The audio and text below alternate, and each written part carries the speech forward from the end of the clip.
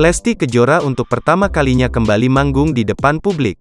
Istri Rizky Bilar itu menjadi bintang tamu di konser tunggal Betran Peto bertajuk It's My First pada Sabtu, tanggal 22 Oktober tahun 2022 di Tenis Indoor Senayan, Jakarta. Namun sayangnya, penampilan Lesti itu menuai kecaman.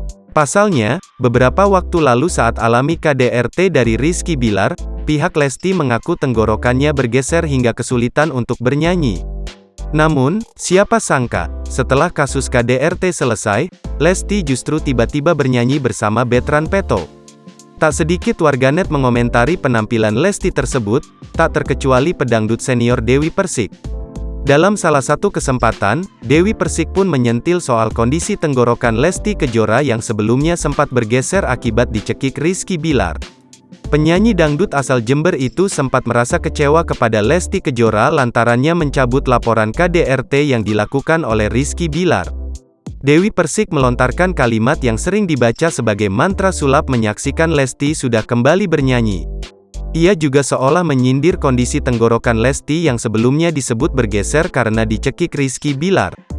Sekarang sudah tampil, abrakadabra, yang katanya tenggorokan bergeser sudah bagus. Alhamdulillah ya, ucap wanita yang akrab disapa DP ini, dikutip tribunstyle.com dari YouTube Intens Investigasi, Selasa, tanggal 25 Oktober tahun 2022.